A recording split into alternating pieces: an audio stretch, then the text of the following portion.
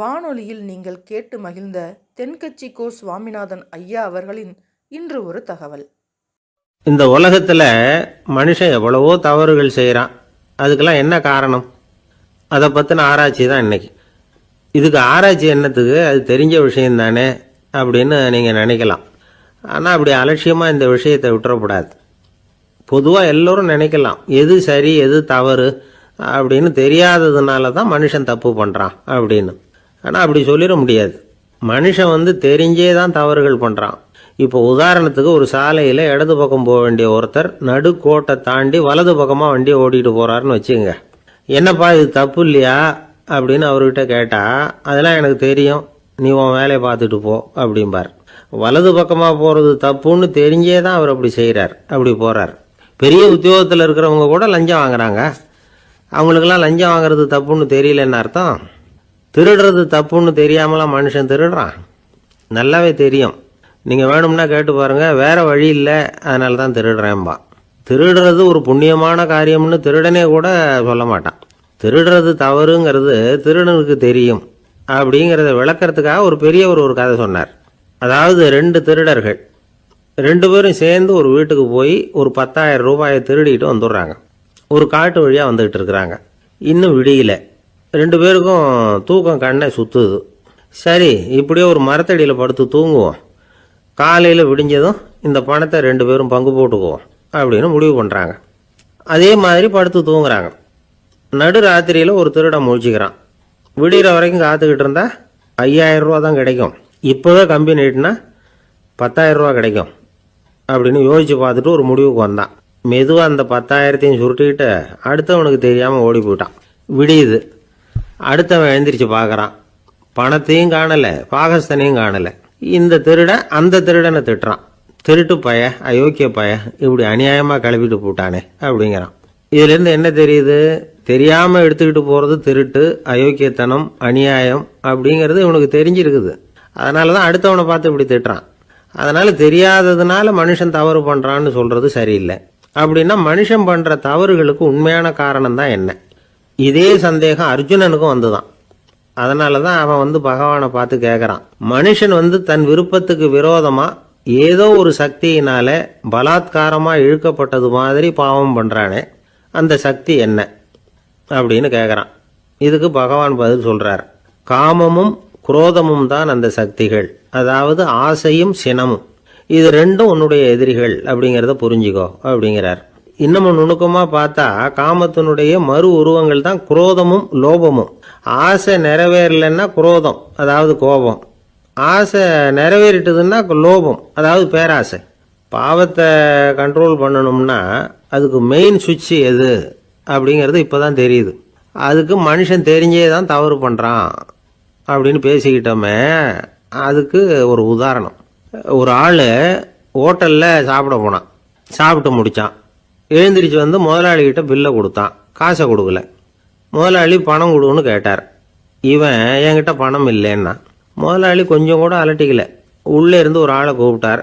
இவனை கூப்பிட்டுட்டு போய் இட்லி மாவு ஆட்ட சொல்லுன்னார். இவனும் கவலைப்படாமல் உள்ளே போயிட்டான்.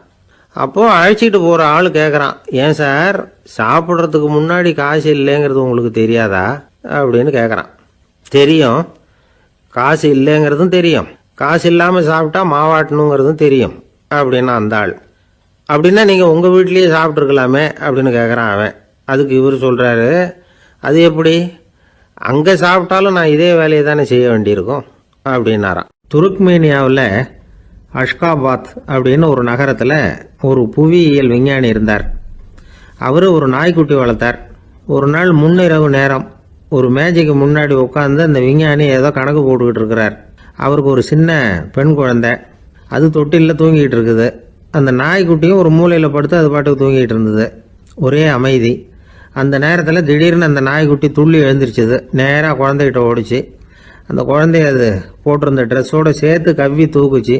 தூக்கிக்கிட்டு வாசல் பக்கம் ஓடிச்சு. நாய்க்குட்டி குழந்தைய கவ்வி தூக்க முடியுமாங்கிற சந்தேகம் உங்களுக்கு இல்லையா? நீங்கள் நம்ம ஊர் நாய்க்குட்டியவே பார்த்து பழக்கப்பட்டிருக்கீங்க. அதனால் நம்புறதுக்கு சிரமமாக இருக்கும்.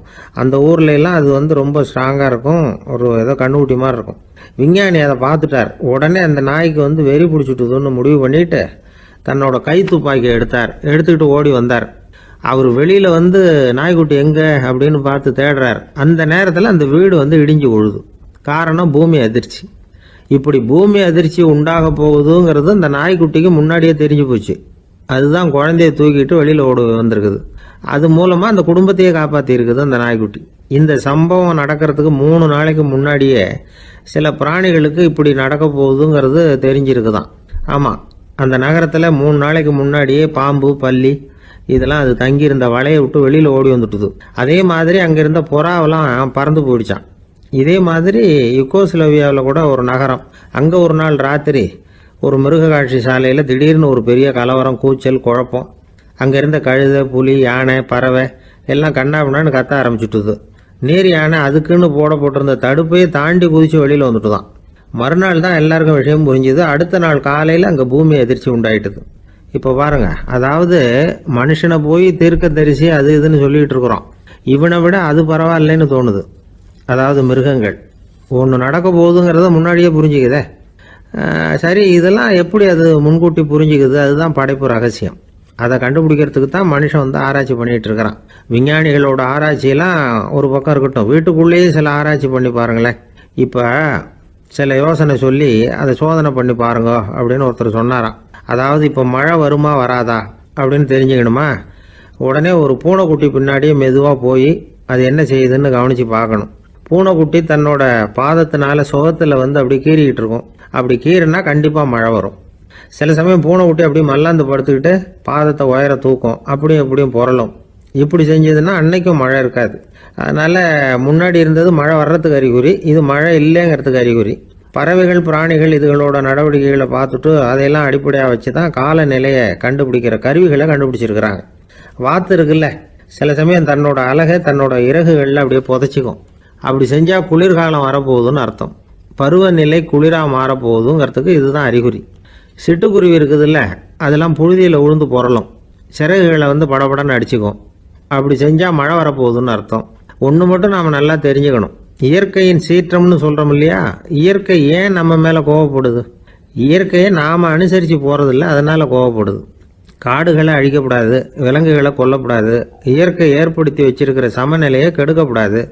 அதை புரிஞ்சுக்கிட்டு வாழ்ந்தோம்னா பூமியும் நடுங்காது, நாமளும் நடுங்க வேண்டிய அவசியம் இருக்காது. ஒருத்தர் இருந்தார், சாராய கடைக்கு போனாராம், நிறைய சாப்பிட்டார். அப்புறம் சொன்னார், இது ரொம்ப அற்புதமான சரக்கு போல இருக்கு, உள்ளே போன உடனே இந்த பூமியே நடுங்கிறது மாதிரி இருக்கு எனக்கு அப்படின்னாராம். இதுக்கு கடைக்காரர் சொல்லியிருக்கார், நீங்கள் சாப்பிட்டது வெறும் பச்சை தண்ணி தாங்க, இப்போ ஏற்பட்டிருக்கிறது நிஜம் பூமி அதிர்ச்சி அப்படின்னாராம். ஒரு அழகான கடற்கரை, சுற்றுலா பயணிகள் நிறைய பேர் அங்கே வந்து போகிறது வழக்கம். சனி ஞாயிறு கூட்டம் அதிகமாக இருக்கும். அதோட விளைவு என்னங்கிறது அடுத்த நாள் தான் தெரியும். ஆமாம், அந்த கடற்கரையை சுத்தப்படுத்துகிற தொழிலாளிகள் திங்கட்கிழமை ரொம்ப சிரமப்படுவாங்க. சனி ஞாயிறு வந்த கூட்டம் கடற்கரை பூராவும் காலி ஐஸ்கிரீம் கப்புகளை வந்து வீசி எறிஞ்சிட்டு போயிடுவோம். ஆயிரக்கணக்கான கப்புகள் அங்கே பரவலாக கிடக்கும். அதையெல்லாம் பொறுக்கி எடுத்து சுத்தம் பண்ணி ஆகணும். இதனால் திங்கட்கிழமை வேலைக்கு வர்றதுக்கு எல்லோரும் பயப்படுவாங்க. அப்படி ஒரு நிலைமை. பல பேர் அன்னைக்கு வந்து லீவ் எடுத்துகிட்டு போயிடுறது வழக்கம். நமக்கு எதுக்கு இன்றைக்கி தொந்தரவுன்னு. இது ஒரு பெரிய பிரச்சனையாக இருந்தது. இதுக்கு என்ன பண்ணலாம் அப்படின்னு யோசனை பண்ணாங்க. ஒரு ஆலோசனை கூட்டத்துக்கு ஏற்பாடு பண்ணாங்களாம். அந்த நகர நிர்வாக அலுவலர்கள், பணியாளர்கள் எல்லாரும் அதில் கலந்துக்கிட்டாங்க. கூட்டம் ஆரம்பமாச்சு. ஆரம்பத்தில் சொன்னாங்க, இந்த பிரச்சனைக்கு ஒரு தீர்வு வேணும், என்ன பண்ணலாம், அதை முடிவு செய்கிறதுக்கு தான் இந்த கூட்டம். இதில் நீங்கள் செய்ய வேண்டியது என்னென்னா, உங்களுக்கு தோன்றுகிற யோசனை எதுவாக இருந்தாலும் சொல்லுங்கள், கொஞ்சம் கூட தயக்கம் வேண்டாம். நாம் சொல்கிற யோசனை ஈடுபடுமா படாதா அப்படின்லாம் யோசிக்க வேணாம். எல்லாருடைய யோசனைகளையும் அப்படியே பதிவு செய்துக்கிறோம். கடைசியாக அதிலேருந்து ஒரு சிறந்த யோசனையை தேர்வு பண்ணி அதை பயன்படுத்தலாம். இந்த சந்தர்ப்பத்தில் இன்னொரு முக்கியமான வேண்டுகோள், எவ்வளவு சாதாரணமான யோசனையாக இருந்தாலும் சரி, அது சொல்லும் பொழுது அடுத்தவங்க வந்து ஏளனம் செய்யக்கூடாது. இது ஒரு பெரிய யோசனையா அப்படின்னு சொல்லி எதையும் அலட்சியப்படுத்தக்கூடாது. இதுதான் அந்த கூட்டத்தின் ஆரம்பத்தில் செய்யப்பட்ட அறிவிப்பு. உடனே அந்த கூட்டத்தில் இருந்தவங்க ஆளுக்கு ஒரு யோசனை சொல்ல ஆரம்பித்தாங்க. ஒருத்தர் எழுந்திரிச்சார், இங்கே வர்ற சுற்றுலா பயணிகள்கிட்ட ஆளுக்கு $10 ஒரு டெபாசிட் மாதிரி வைப்பு பணமாக வாங்கிக்கணும். காலி ஐஸ்கிரீம் கப்பை திருப்பி கொடுத்தா அந்த பணத்தை திருப்பி கொடுத்துடலாம். இப்படி ஒரு ஏற்பாடு பண்ணிக்கிட்டா கப்புகளை தேடி பொறுக்கிட்டு இருக்க வேண்டியதில்லை, எல்லாம் ஒரே இடத்துக்கு வந்து சேர்ந்துடும். அப்படியே நாம் வந்து தூக்கிட்டு போய் ஒரு இடத்துல கொட்டி விடலாம் அப்படின்னாரு. இன்னொருத்தர் எழுந்திரிச்சார், கப்பை வந்து கீழே போட்டால் $50 அபராதம் அப்படின்னு அங்கங்கே போர்டு எழுதி வச்சுடலாம், கப்புகளை போடுறதுக்கு அங்கங்கே பெரிய கூடைகளை வச்சுடலாம், நாம் சாவகாசமாக அந்த கூடைகளை சேகரம் பண்ணிக்கலாம் அப்படின்னாராம். இன்னொருத்தர் எழுந்திரிச்சு கொஞ்சம் கோபமாக பேசினார், கப்புகளை வந்து அவங்க வாயிலே திணிச்சுடணும், அதுங்களை முன்னு சாப்பிட்டு பார்த்தா தான் தெரியும் அது எவ்வளவு கஷ்டங்கிறது அப்படின்னு ரொம்ப கடுமையாக பேசியிருக்காரு. இது வேடிக்கையாக தெரிஞ்சாலும் இந்த யோசனையும் பதிவு செஞ்சுக்கிட்டாங்களாம். இப்படி பல யோசனைகள். கடைசியாக எல்லாத்தையும் படித்து பார்த்துட்டு பரிசீலனை பண்ணாங்க. அப்புறம் தான் யோசனை வந்தது, இவர் வேடிக்கையாக சொன்னது கப்புகளை அவங்கவுங்க வாயிலே திணிச்சு சாப்பிட சொல்லணும், அதுதான் தண்டனைன்னார்ல, ஏன் அப்படி சாப்பிட்றது மாதிரியே கப்புகளை தயார் பண்ண என்ன அப்படின்னு சிந்திக்க ஆரம்பித்தாங்களாம்.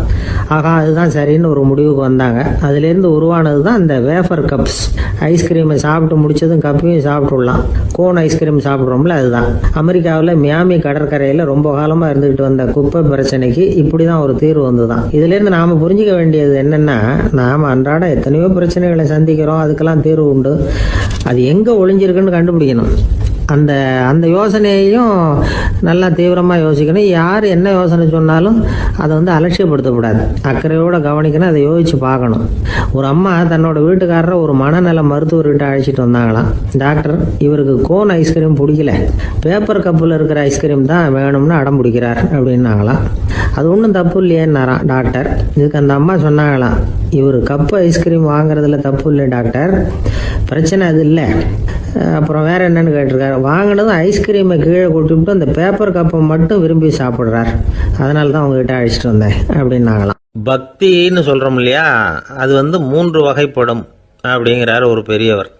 அது என்ன 3 வகைன்னா, தெய்வ பக்தி, அடியார்கள் பக்தி, குரு பக்தி. அடியார் பக்தியை விட தெய்வ பக்தியை விட குரு பக்தி தான் ரொம்பவும் சிறந்ததுங்கிறார் அவர். தெய்வத்துக்கிட்ட செஞ்ச பாவம் குருநாதர்கிட்ட தீர்ந்துருமா, குருநாதர்கிட்ட செஞ்ச பாவம் தெய்வத்துக்கிட்ட போனாலும் தீராதான். இப்படி பெரியவங்களாம் சொல்லி வச்சிருக்கிறாங்க. ஒரு காடு, அங்கே அயோத தௌமியர் அப்படின்னு ஒரு தபோதனர், அவர் பல மாணவர்களை ஒன்றா சேர்த்து ஒரு குருகுலம் நடத்திக்கிட்டு இருக்கிறார். பல தரப்பட்டவங்க பல திறப்பட்டவங்க மாணவர்கள் அதில் சேர்ந்து படிச்சுக்கிட்டு இருக்கிறாங்க. பாஞ்சால ராஜகுமாரன் ஒருத்தனும் அந்த குருகுலத்தில் சேர்ந்து படிச்சுக்கிட்டு இருக்கிறான். அவன் பேர் ஆருணி. பெரிய இடத்து புள்ள, இருந்தாலும் படுப்பில் ரொம்ப கெட்டிக்காரனாக இருந்தான். அவன் தான் அங்கே முதல் மாணவன். ஒரு நாள் குருநாதர் அந்த அரசகுமாரனை கூப்பிட்டார்.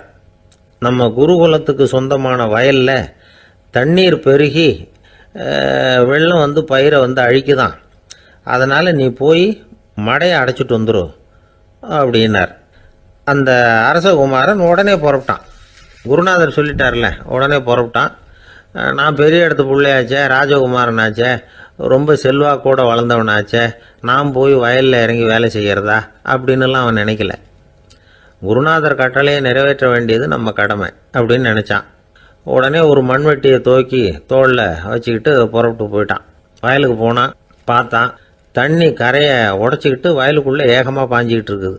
இவன் மண்வெட்டியால் களிமண்ணை புல்லோடு சேர்த்து புல் பத்த மாதிரி வெட்டி வெட்டி போட்டான். இருந்தாலும் மடையை அடைக்க முடியல. தண்ணி அதை மீறி வந்துக்கிட்டே இருக்குது.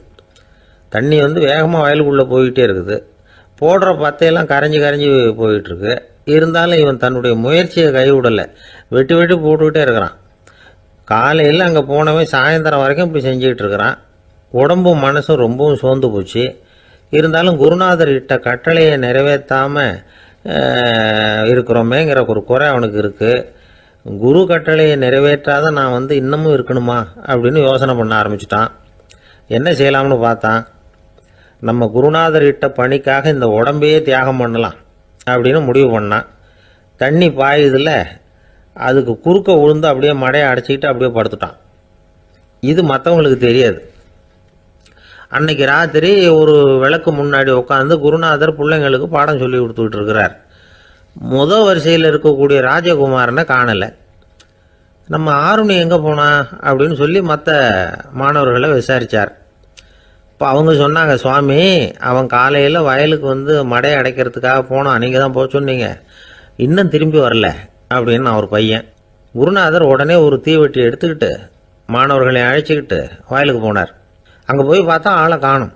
ஆருணி ஆருணின்னு சொல்லி சத்தம் போட்டு கூப்பிட்டு பார்க்குறார். நான் இங்கே இருக்கேன் குருநாதா அப்படின்னு காலுக்கு அடியிலேருந்து ஒரு சத்தம் வருது.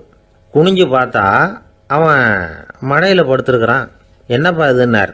காலையிலேருந்து இந்த மடையை அடைச்சி பார்த்தேன் சுவாமி, முடியல, அதனால் இப்படி குறுக்க படுத்துட்டேன். என்னை தாண்டறதுக்கு பயந்து போய் தண்ணியே தேங்கி நின்றுட்டுது அப்படின்னா. அவனுடைய குரு பக்தியையும் அவனை தாண்டறதுக்கு அஞ்சு நிற்கிற தண்ணி தேக்கத்தையும் பார்த்துட்டு எல்லாரும் ரொம்ப ஆச்சரியப்பட்டு போயிட்டாங்களாம். ஆறுனே எழுந்திரிச்சு வா அப்படின்னு கூப்பிட்டாரான் குருநாதர். அவன் தண்ணீரை பொழந்துக்கிட்டு எழுந்திரிச்சு வந்தானான். அதனால் அவனுக்கு உத்தாலகன் அப்படின்னு ஒரு பேர். உத்தாலகன்னா தண்ணீரை பிளந்தவன் அர்த்தம். அந்த உத்தாலகன் மாதிரி இந்த காலத்து மாணவர்களுக்கும் குரு பக்தி வேணும் அப்படின்னு சொன்னோம் ஒரு பள்ளிக்கூடத்தில். உடனே நிறைய மாணவர்கள் எழுந்திரிச்சு நின்னாங்க. சார், நீங்கள் எங்களை இன்னமும் சரியாக புரிஞ்சுக்கலன்னு நினைக்கிறோம். அன்னைக்காவது ஒருத்தன் அப்படி இருந்தான், இன்னைக்கு ஏகப்பட்ட உத்தாலகர்கள் இருக்கிறோம். எங்கள் வாத்தியார் கட்டளை இட்டா இப்போவே அது மாதிரி வயலுக்கு போய் மடையில் குறுக்கப்படுத்துக்கிறதுக்கு இந்த வகுப்பில் உள்ள அத்தனை பேரும் தயாராக இருக்கிறோம் அப்படின்னாங்க. அப்படியா அப்படின்னு சொல்லி கேட்டோம் ரொம்ப சந்தோஷமாக. ஒருத்தன் ரொம்ப அடக்கமாக எழுந்திரிச்சான். அப்புறம் சொன்னான், ஆமாம் சார், வகுப்பில் இவர் நடத்துகிற பாடத்தை கேட்டுக்கிட்டு இருக்கிறத விட பேசாமல் போய் மடையில் படுத்துடுறது ஒன்றும் கஷ்டமான காரியமாக இருக்காது. அதனால தான் எல்லாரும் அங்கே போகிறேன்னு சொல்கிறோம் அப்படிங்கிறான்.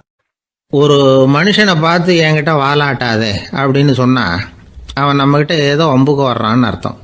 ஒரு நாயை பார்த்து யாரும் என்கிட்ட வாலாட்டாதே அப்படின்னு சொல்கிறது இல்லை. ஏன்னா நாய் வாலாட்டுனா அது நம்மக்கிட்ட தன்னுடைய நன்றியை தெரிவிக்கிறதாக நினச்சிக்கிட்டு இருக்கிறோம். ஆனால் அது அப்படி இல்லை அப்படின்னு சொல்கிறாங்க அது சம்பந்தமான நிபுணர்கள். ஒரு நாய் தன்னுடைய வாலை இந்த பக்கமும் அந்த பக்கமுமா இப்படியும் அப்படியும் ஆட்டிக்கிட்டு இருந்தா அது பதட்டத்தில் கூட இருக்கலாம். நாய் நட்பாக இருந்தாலும் வாலாட்டும், ஆத்திரத்தில் இருந்தாலும் வாலாட்டும், கோபத்தில் இருந்தாலும் வாலாட்டும், குழப்பத்தில் இருந்தாலும் வாலாட்டும், மகிழ்ச்சியாக இருந்தால் கூட அது வாலாட்டும். அதை நாம் தப்பாக புரிஞ்சுக்கிட்டு அதுக்கிட்ட போய் மாட்டிக்கக்கூடாது. நாயை பற்றி எனக்கு நல்லா தெரியும் அப்படின்னு சொல்கிறவங்க கூட அதுக்கிட்ட கடி வாங்கிட்டு நிற்கிறது உண்டு. நிபுணர்கள் என்ன சொல்கிறாங்க தெரியுமா? எப்போவுமே நாய்கள் திடீர்னு கடிச்சு விடுறதில்ல, கடிக்கிறதுக்கு முன்னாடி சில அறிகுறிகளை காட்டும். அதை சரியாக புரிஞ்சுக்கிட்டோம்னா தப்பிச்சுக்கலாம். ஒரு வீட்டுக்கு போகிறீங்க, அங்கே புதுசாக ஒரு நாயை பார்க்குறீங்க, உடனே அதுக்கிட்ட போய் குனிஞ்சு சிரிச்சுக்கிட்டே அது தலையில் தட்டுறீங்க. இது ரொம்ப தப்பான். ஒரு நாய் இன்னொரு நாயை நேருக்கு நேர் பார்த்து பல்ல காட்டுனா அது தன்னுடைய தன்முனைப்பை காட்டுதுன்னு அர்த்தமா. உன்னை விட நான் பெரியவன் அப்படின்னு சொல்லுதுன்னு அர்த்தம்.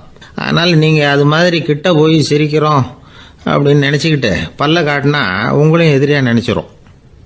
இன்னொரு விஷயம் என்னென்னா, தலையில் தட்டுனா நாய்க்கு பிடிக்காது. அது தன்னை அடக்கிறதாகவும் அச்சுறுத்துறதாகவும் நினச்சிக்கிட்டு இருக்கும். சரி, அப்படின்னா புதுசாக ஒரு இடத்துல அல்லது வீட்டில் நாய்க்குட்டியை பார்த்தா என்ன பண்ணுறது? நீங்கள் சும்மா இருங்க, அதுவாக கிட்ட வரட்டும். அதுக்கப்புறம் அதுக்கிட்ட கனிவாக பேசுங்க. கன்னம், மார்பு, தோல் இங்கெல்லாம் தட்டலாம், தப்பு இல்லையா? தலையில் தான் தட்டப்படாதான். ஒரு நாய் உங்களை நோக்கி ஓடி வருது, நீங்களும் ஓடுனா அது துரத்த ஆரம்பிச்சிடும். அசையாமல் சில மாதிரி நின்றுடுங்க, அது கிட்ட வராது. அதுக்கு ஆர்வம் இல்லாமல் போயிடும். ஒரு தெருவில் சின்ன பிள்ளைங்க நிறைய பேர் விளையாடிக்கிட்டு இருக்கிறாங்க. அப்போ சில நாய்கள் அங்கே ஓடி வருது. எல்லாரும் ஓடினாங்க. அப்படி ஓடுறப்போ ஒரு பையன் கால் தடிக்க கீழே விழுந்துட்டான். என்னாச்சு தெரியுமா? துரத்திக்கிட்டு வந்த நாய்கள்லாம் கீழே விழுந்தவன ஒன்றும் செய்யலை, அவன்கிட்டே போகல. ஓடிக்கிட்டு இருந்தாங்கல்ல பசங்க, அவங்கள துரத்திக்கிட்டு அவங்க பின்னாடி ஓடிச்சான். அதுதான் நாய்களுடைய சுபாவம். ஒரு நாய் நம்மளை நேருக்கு நேர் முறைச்சி பார்க்குதுன்னு வச்சுங்க, நாமளும் அதை முறைச்சி பார்க்கக்கூடாது. நாம் வேறு பக்கம் எங்கேயாவது பார்க்க ஆரம்பிச்சிடணும். ஒரு நாய் கோபமாக இருந்ததுன்னா அதோட வால் உறுதியாக நேராக நிற்கும். ஒரு நாய் பணிந்து போனால் அல்லது பயந்து போனால் அது தன்னோட வாலை காலுக்கு நடுவில் வச்சுக்கும். ஒரு நாய் நம்மளை பார்த்து பயந்து நிற்கிதுன்னு வச்சுங்க, அதனால் நமக்கு ஆபத்து இல்லைன்னு நினச்சிடக்கூடாது. உங்களை பார்த்துட்டு ஒரு நாய் ஒடுங்குச்சுன்னா நீங்கள் விலகி போயிடணும் அப்படின்னு அது நினைக்குது. நிறைய பேர் பயந்து போன நாயால் கடிபடுறாங்க. இவன் நம்மளை விட பெரிய ஆள், மாட்டிக்கிட்டோம், வேறு வழி இல்லை அப்படிங்கிற நினப்பில் தான் நாய் கடிக்க ஆரம்பிக்குதான். இதே மாதிரி சங்கிலியால் கட்டி போடப்பட்டிருக்கிற நாயும் ஆபத்தானது தான். தொடர்ந்து கட்டி போட்டிருந்தா காலப்போக்கில் அது ஒரு மாதிரி ஆகிடும். நாய் குழந்தைகளை கடிக்காது அப்படின்னு சில பேர் சொல்லுவாங்க. அதுவும் ஒரு தவறான நம்பிக்கை. அதனால் சின்ன குழந்தைகளை தனியாக நாயோட விளையாட விடக்கூடாது. ஆகக்கூடி நாயை பற்றி நிறைய விஷயம் புரிஞ்சுக்க வேண்டியிருக்குது. ஒருத்தர் தன்னுடைய நண்பர் வீட்டுக்கு போயிருந்தார். அவசியம் எங்கள் வீட்டில் சாப்பிட்டுட்டு தான் போகணும் அப்படின்னு ரொம்ப அன்பாக சொல்லிவிட்டார். அதை மீற முடியல இவரால். சரின்னு உட்காந்துட்டார். சாப்பாடு போட்டாங்க. சாப்பிட ஆரம்பித்தார். அவங்க வீட்டில் கட்டி போட்டிருந்த நாய்க்குட்டி இவர் சாப்பிட்றத முறைச்சி பார்த்துது. ஏன் இப்படி என்ன அது முறைச்சி பார்க்குது உங்கள் வீட்டு நாய்க்குட்டி அப்படின்னு அவர் கேட்டார். அப்போ அவங்க சொன்னாங்களாம், அதுக்கிட்ட ஒரு கெட்ட பழக்கங்க, தன்னோட தட்டில் யார் சாப்பிட்டாலும் அது அப்படி தான் முறைச்சி பார்க்கும் அப்படின்னாராம் அவர். ஒரு ஊரில் ஒரு ராஜா இருந்தார். அந்த ராஜாவுக்கு ஒரு மந்திரி. ராஜா ரொம்ப நியாயமானவர், நேர்மையானவர், கண்டிப்பானவர். தப்பு செய்கிறது யாராக இருந்தாலும் தண்டனை கொடுப்பார். வேண்டியவங்களுக்கு ஒரு நியாயம், வேண்டாதவங்களுக்கு ஒரு நியாயங்கிறதெல்லாம் அவர்கிட்ட கிடையாது. ஒரு சமயம் அரசவையில் அந்த அமைச்சரே விதிமுறைகளுக்கு புறம்பா ஏதோ நடந்துகிட்டு இருக்கார். மன்னருக்கு கோபம் வந்துட்டுது. உடனே அந்த அமைச்சரை கிட்டத்தில் கூப்பிட்டு அவர் கன்னத்தில் ஓங்கி ஒரு அறை கொடுத்துட்டாராம். உடனே அந்த அமைச்சர் என்ன பண்ணார் தெரியுமா? நேராக போனார். அங்கே நின்றுக்கிட்டு இருந்த இன்னொருத்தர் கன்னத்தில் ஓங்கி அரைஞ்சார். அறை வாங்கினவர் திகைச்சு போயிட்டார். இவர் ஏன் நம்மளை அரைகிறார் அப்படின்னு யோசனை பண்ணார். மன்னரும் திகைச்சு போயிட்டார். நாம இவரை அரைஞ்சா அதுக்காக இவர் போய் இன்னொருத்தரை அரையணுமா அப்படின்னு யோசனை பண்ணார் அவர். இவருக்கு என்ன பைத்தியமானு கூட நினைக்க ஆரம்பிச்சுட்டார். ஆனால் என்ன ஆச்சுன்னா, அப்புறம் அமைச்சர் அவர் கவனிச்சுக்கிட்டு இருந்தாரா, அவர் இன்னொருத்தர் அரைஞ்சார் இல்லையா, அந்த அறை வாங்கின ஆசாமியை பார்த்து கத்திக்கிட்டு இருந்தார். யார்? அமைச்சர். ஏன்பா என்கிட்ட அறையை வாங்கிக்கிட்டு இப்படி விவரம் இல்லாமல் நின்றுட்டு இருக்கிறிய, நான் உனக்கு கொடுத்ததை நீ வேற யாருக்கிட்டையாவது கொடுத்துரு அப்படின்னார். உடனே அந்த ஆள் பார்த்தான். தனக்கு அடுத்தபடியாக நின்றுக்கிட்டு இருந்தவனை ஓங்கி ஒரு அறை அரைஞ்சான். அவன் கண்ணத்தை தடவிட்டே யோசனை பண்ணான். இது ஏதோ புரிஞ்சுக்கிட்ட மாதிரி அடுத்தாப்புல நின்றுக்கிட்டு இருந்தவனை அரைஞ்சான். இப்படி இந்த அறை மாறி மாறி போய்கிட்டே இருக்குது. ஊரு பூரா பிரயாணம் பண்ண ஆரம்பிச்சுட்டுது. அன்னைக்கு ராத்திரி அந்த ராஜா படுக்கிறதுக்காக போனார். அந்த நேரம் பார்த்து அவர் கன்னத்தில் பலார்னு ஒரு அறை விழுந்தது. நம்மளே அரையிறது யாரு அப்படின்னு அதிர்ச்சியோட மன்னர் திரும்பி பார்க்குறாரு. அரைஞ்சது அவரோட மனைவி. என்னாச்சு உனக்குன்னு கத்துனார் ராஜா. உங்களுக்கு தெரியாதா, ஊர் பூரா ஒருத்தர் மாற்றி ஒருத்தர் மூலமாக இந்த அறை பிரயாணம் பண்ணிட்டு வருது அப்படின்னாங்க அந்த அம்மா. அப்படின்னா ஆரம்பித்த இடத்துக்கே வந்துட்டுதா அப்படின்னாராம் மன்னர். என்ன சொல்கிறீங்கன்னு கேட்டிருக்காங்க. இவர் விவரத்தை சொன்னாராம். அப்படின்னா நீங்கள் ஆரம்பித்து வச்ச இந்த விளையாட்டை நான் முடிச்சு வச்சுட்டேன் அப்படின்னாங்களாம் அந்த அம்மா. மறுநாள் காலை மறுபடியும் அரசவை கூடிச்சு அந்த அமைச்சர் மன்னரை பார்த்து கேட்டார், என்ன மகாராஜா, என்கிட்ட கொடுத்ததை திருப்பி வாங்கிட்டீங்களா அப்படின்னாராம். இப்படி நடக்கும்னு நான் எதிர்பார்க்கவே இல்லைன்னார் மன்னர். ஆனால் நான் எதிர்பார்த்தேன். அது எங்கே போயிட போகுது, ஊர் பூரா சுற்றி கடைசியில் உங்ககிட்ட தான் சேரும் அப்படிங்கிறது எனக்கு தெரியும் அப்படின்னார் அமைச்சர். இந்த கதை வேடிக்கையாக இருந்தால் கூட இதில் உள்ள கருத்து முக்கியமானது. இந்த உலகத்தில் பல கருத்துக்கள் இப்படி தான் மாறி மாறி சுற்றி வந்துக்கிட்டே இருக்குது. நம்மளும் ஒருத்தன் தன்னுடைய நண்பன் ஒருத்தனை கடத்தரில் பார்த்தான். உடனே ஓடி போய் பலார்னு ஒரு அறை கொடுத்தானா. அவன் கன்னத்தை தடவிட்டு ஏன்டா என்ன அரைஞ்சேன்னு கேட்டிருக்கான். நீ ஏன்டா என்ன முட்டாள்னு என் மனைவிட்ட போய் சொன்னேன் அப்படின்ட்டுருக்கான் அவன். உன்னை ஒரு முட்டாள்னு சொன்னதுக்காகவா நீ என்ன அரைஞ்ச அப்படின்னு கேட்டிருக்கான் இவன். டேய், நான் அதுக்காக அறையலப்பா, அது ஒரு பெரிய ரகசியம். நான் முட்டாளுங்கிறது அந்த ரகசியத்தை நீ ஏன் எங்கள் வீட்டில் போய் சொன்னேன், அதுக்காக தான் அரைஞ்சேன் அப்படின்னு நானும் அவன். காஞ்சிபுரத்தில் பல்லவ ராஜா ஒரு கோவில் கட்டினார், கைலாசநாதர் கோவில். அதுக்கு கும்பாபிஷேகம் பண்ணுறதுக்கு ஒரு நாள் குறிப்பிட்டு அதுக்கு வேண்டிய ஏற்பாடுகள்லாம் பண்ணினார். முதல் காரியமாக கடவுளை வேண்டிக்கிட்டார். நீங்கள் இந்த கும்பாபிஷேகத்துக்கு நேரில் கலந்துக்கணும்னார். கடவுள் அந்த ராஜா கனவுல வந்தார். நீ கும்பாபிஷேகம் வச்சிருக்கிற அதே நாளில் அதே நேரத்தில் எனக்கு இன்னொரு ஊரில் ஒரு கும்பாபிஷேகம் இருக்குது, அதுக்கு போக வேண்டியிருக்கு. அதாவது திருநின்ற ஊரில் என்னுடைய பக்தர் ஒருத்தர், அவரும் ஒரு கோயில் கட்டி கும்பாபிஷேகம் செய்கிறார். நான் அதுக்கு போக வேண்டியிருக்கு, அதனால் உன்னுடைய தேதியை நீ மாற்றி வச்சுக்கோ அப்படின்னார். கடவுள் தான் எங்கேயும் இருக்கிறவராச்சே, அவர் நினச்சா 2 இடத்துலையும் இருந்து கோயில் கும்பாபிஷேகத்தை நடத்த முடியாதா? ஏன் இப்படி செய்யலை? அது ஒரு முக்கியமான காரணத்துக்காக தான். திருநின்ற ஊரில் இருந்த பூசலாருங்கிற அந்த அடியாரின் பெருமையை இந்த உலகத்துக்கு எடுத்து காட்டணுங்கிறதுக்காகத்தான் கடவுள் அந்த ராஜா கிட்ட அப்படி சொன்னார். சரி, அந்த அடியார் அப்படி என்னதான் பெருசாக கோயில் கட்டி விட்டார்? ராஜா கட்டின கோயிலை விட பெருசா? அவர் கட்டினது கருங்கல்லாலேயோ மண்ணாலேயோ மரத்தாலேயோ இல்லை. அவர் கட்டின கோயில் வேற மாதிரி. அது மனசால கட்டின கோயில், மனசுக்குள்ளே இருக்கிற கோவில், மனக்கோவில்.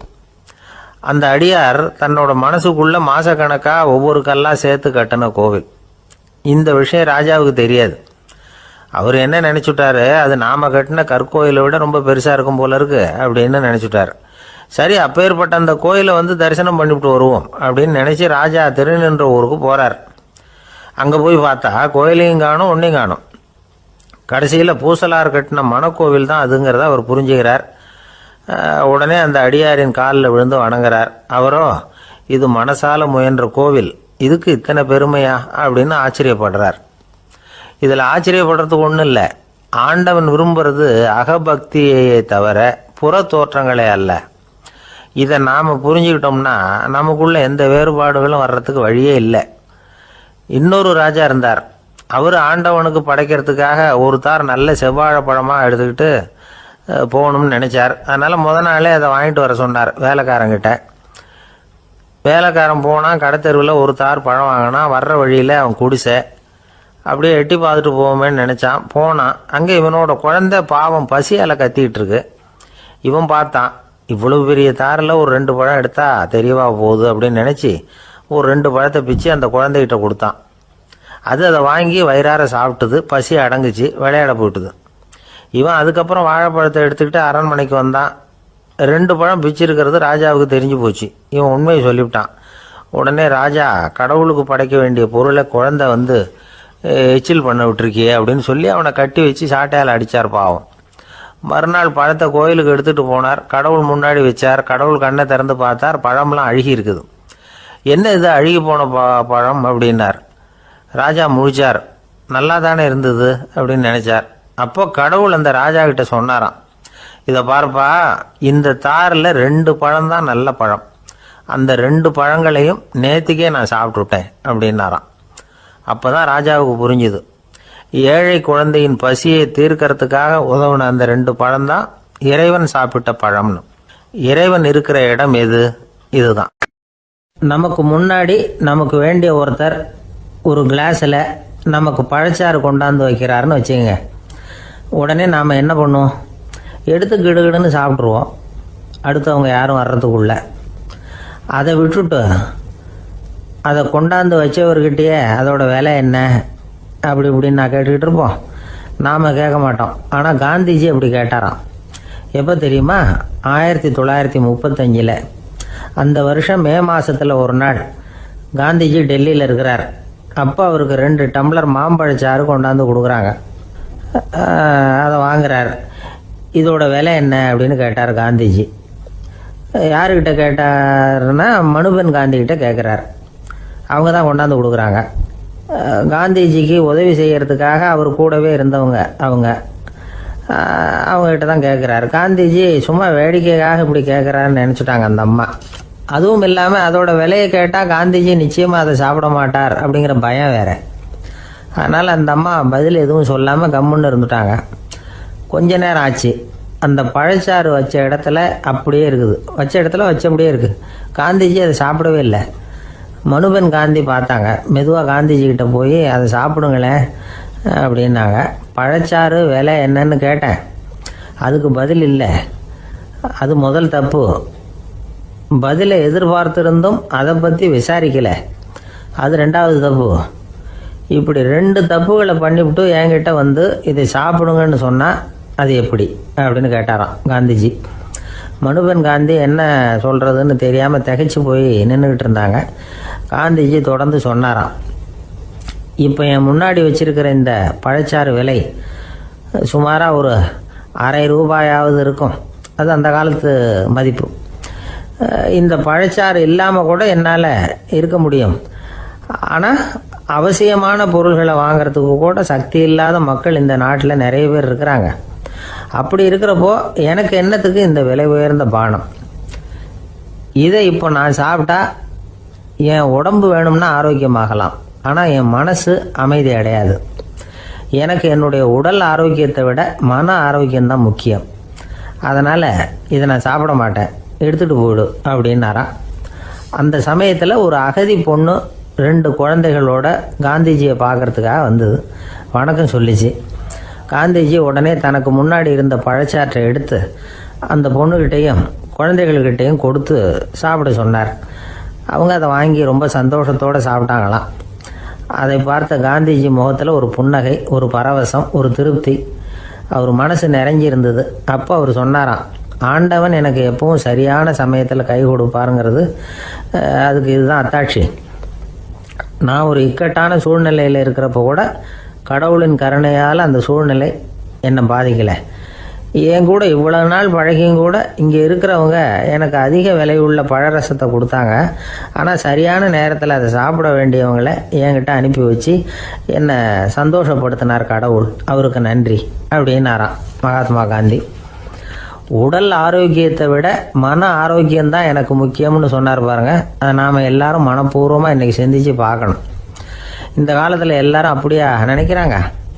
எனக்கு தெரிஞ்ச ஒருத்தர் இருந்தார். தினமும் காலையில் ஒரு காபி சாப்பிட உட்கார்ற நேரத்தில் பக்கத்து வீட்டுக்காரர் வந்து சேருவார் கரெக்டாக. உடனே அவரும் தனக்குன்னு வந்திருக்கிற காப்பியை எடுத்து மனப்பூர்வமாக பக்கத்து வீட்டுக்காரர்கிட்ட கொடுத்துருவார். அதுக்கப்புறம் அவருக்காக வேறு காப்பி போட்டு கொண்டாந்து கொடுத்தாலும் வேண்டான்னு சொல்லிடுவார். ஆண்டவனாக பார்த்து சரியான நேரத்தில் அவரை எங்கள் வீட்டுக்கு தினமும் அனுப்பி வைக்கிறார் அப்படிம்பார். ஏன் அப்படி சொல்கிறீங்க அப்படின்னு கேட்டோம் ஒரு நாள். அதுக்கு அவர் சொல்கிறார், எனக்கு என்னோட உடல் ஆரோக்கியம்தான் முக்கியம். இதை கடவுள் புரிஞ்சுக்கிட்டு எங்கள் வீட்டு காப்பியை சாப்பிட்றதுக்கு தினமும் அடுத்த வீட்டுக்காரனை அனுப்பி வைக்கிறார் அப்படின்னார் அவர்.